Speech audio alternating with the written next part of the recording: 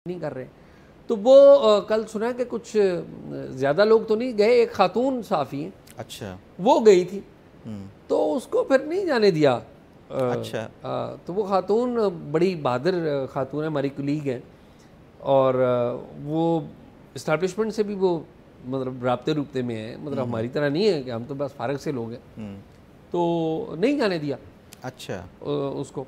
तो मुझे नहीं समझ में आती कि हम दोनों ममालिक कब ठीक बने। चलें, वो उन्होंने बुला लिया, मिलने दें, और उसमें आपका बंदे भी आपके ही हैं, ठीक है, जो जो जा रहे हैं, कोई एक आध के साथ आपका ताल्लुक है। मैं हैरान था कि वो खातून को नहीं जाने दिया। शाहजी इधर बड़ी तो अच्छी कम से वैसे कम एटलीस्ट मिलने नहीं दिया। वहाँ पे भारत के अंदर देखें तो वहाँ तो गद्दारी के मुकदमात बना देते हैं। वो हम कई मरतबा जिक्र भी कर चुके हैं। वो जो एक खातून थी ज्योति मल्होत्रा, उसका तो अब मेरा ख्याल है इंडियन मीडिया ने कवरेज ही बंद कर दिया। वो नहीं कर रहे कि उसका क्या बना, क्योंकि उसको बार बार जो है वो रिमांड पे दिया गया। तो उसके बावजूद भी जो है ये भारत के अंदर और ज़्यादा सख्त है ये इस करण हवाले से। थापर पे मुकदमा कायम कर दिया। हाँ, आपको पता है आप उसके करण ऊपर भी थापर का जो मुकदमा। बाप है, आपको पता है, साबिक आर्मी जी चीफ है जी, इंडिया के। हमने वाकया हाँ, उनका पूरा इधर हाँ, सुनाया था।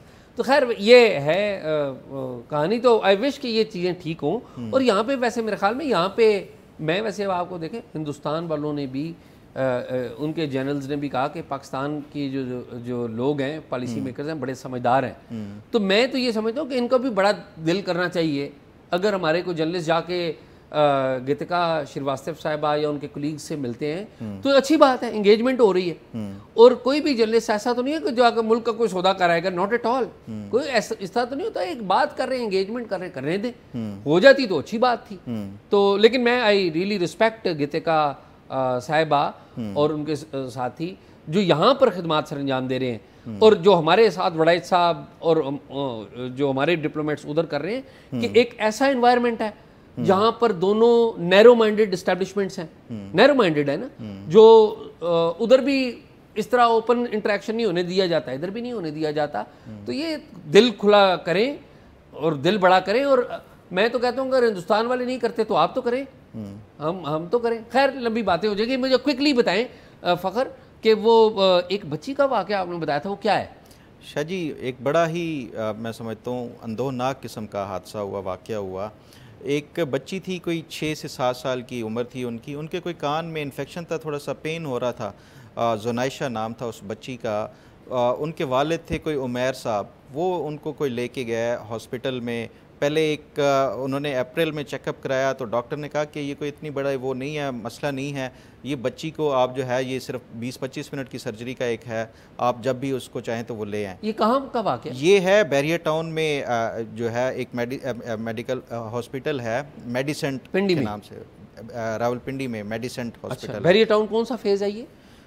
ये मुझे देखना पड़ेगा, FIR में उसमें है, वो मैं ज़रा ये बताता हूँ। तो ये जो उमैर साहब हैं उन्होंने कहा कि अभी बच्ची स्कूल जाती है तो छुट्टियों, गर्मियों की छुट्टियों में, क्योंकि इतना कोई ये है लाइफ थ्रेटनिंग तो है नहीं कि हम इसका जो है वो करें, तो छुट्टियों में जो है वो हम ले जाएंगे। तो खैर वो उनके वालिद जो है 24 को उन्होंने उसी डॉक्टर से रब्ता किया। डॉक्टर हैं कोई ब्रिगेडियर रिटायर थे, अरशद चौहान। उनसे उन्होंने रब्ता किया कि वो आपने मुझे ये कहा था बेटी के उसके लिए जो सर्जरी के लिए, तो उसका क्या करना चाहिए। उन्होंने कहा कल आप ले आएँ। तो हम कल, ये 20-25 मिनट की हार्डली एक सर्जरी है, कान की जो है वो ENT के स्पेशलिस्ट थे, तो हम ये करके आपको ये जो है ये सारा मामला हल हो जाएगा। खैर वो अगले दिन वो गए, 25 जून को वो हॉस्पिटल गए और उन्होंने जो है वो एडमिट कर लिया। और आधे घंटे के बाद जो है वो रूम शूम सारा कुछ, वो ये महंगा तरीन हॉस्पिटल है। अब वालिद की सोच ये थी कि मैं सरकारी अस्पतालों में नहीं करवाता, वहाँ पे बच्चों, हाँ मैं प्राइवेट में अफोर्ड कर सकता हूँ। एक बेहतर जो है हमें सहूलियात मिल जाएंगी, बेहतर जो ट्रीटमेंट और बेहतर केयर होगी, तो उससे हमें जो है थोड़ा सा वो हो जाएगा। तो वो पैसे ज़्यादा खर्च करके वो अपनी बच्ची को ले गया वहाँ पे।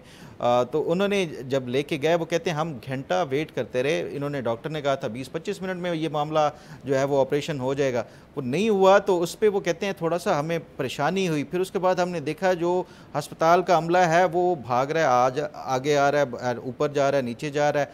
तो मुझे थोड़ी सी वो कहते हैं परेशानी हुई। मैंने दरवाज़ा जो है वो नॉक किया, तो उस पर मैंने कहा मुझे सर्जन से अभी बात करें। उस पर फिर वो कहते हैं सर्जन से बात हुई, तो सर्जन ने कहा कि बच्ची को एनेस्थीसिया दिया, तो उससे पता नहीं कोई एक मेडिकल उन्होंने कोई टर्म बताई कि वो हुआ है तो हम ये कोशिश कर रहे हैं वो बच्ची रिकवर कर लें। खैर वो मज़ीद घंटा वो कहते हैं वो हो गया। तो उसके बाद फिर हमें मज़ीद जब ये परेशानी हुई तो मैं दरवाज़ा जो है वो ऑपरेशन थिएटर का वो धक्का दे के अंदर चला गया और वहाँ पे देखा तो मेरी बच्ची मुर्दा पड़ी थी। ओह माय गॉड, और मुझे पता ही नहीं कि, और हमें ये कह रहे थे हम रिकवर करने की कोशिश कर रहे हैं।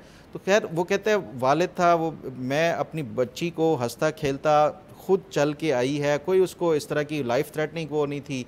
तो मैं लेके आया और ख़ुद ही उसको जो है वो मौत के बिस्तर के ऊपर वो कर दिया। तो मुझे वो कहते हैं सदमा ऐसा हुआ, मैं कुछ बोल ही नहीं पा रहा था। मैंने फिर घर फ़ोन किया और मेरे फिर रिश्तेदार है, मेरी वाइफ आई, क्योंकि इतनी बड़ी तो वो सर्जरी थी ही नहीं कि वो कोई सारे कान के एक आम सी सर्जरी थी। तो उस पे वो कहते हैं जब मेरी वाइफ आई वो तो शौक में उन्होंने वो डॉक्टर का गिरेबान पकड़ लिया कि ये आपने मेरी बेटी के साथ किया क्या।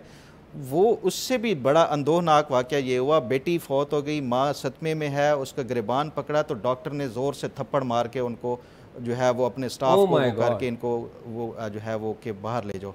ये एक इस्लामाबाद के महंगे तरीन हॉस्पिटल में ये इस तरह का वाक़या हुआ। तो वो कहते हैं मैंने फिर 15 पे कॉल की, वहाँ पे मुतलका जो है वो आईओ जो है वो आए कोई, और उन्होंने इब्तदाई जो है एक रिपोर्ट लेके और बच्ची की जो है वो डेड बॉडी को यहाँ जो होली फैमिली हॉस्पिटल ले आए उनका पोस्टमार्टम बच्ची के लिए। उस पे होता ये है प्रोसीजर कि ये जो पोस्टमार्टम की रिपोर्ट है वो जाती है पीएमडीसी, नहीं वो पीएमडीसी जाएगी, पीएमडीसी की एक टीम बैठेगी, वो डिटरमिन करेगी कि ये डॉक्टर्स की गफलत की बुनियाद के ऊपर हुआ है या नहीं हुआ। मैंने आज फिर अभी इन्वेस्टिगेशन जो ऑफिसर थे इनके कोई एसआई थे, जो एएसआई थे जुल्फ़कार साहब थे थाना लोही भेर के, उनसे बात की और उनसे पूछा कि क्या इस पे अपडेट है। वो कह रहे हैं अभी एफआईआर नहीं हुई और एफआईआर हम तब तक नहीं कर सकते जब तक कि पीएमडीसी की रिपोर्ट ये डिटरमिन करके नहीं वो बताती।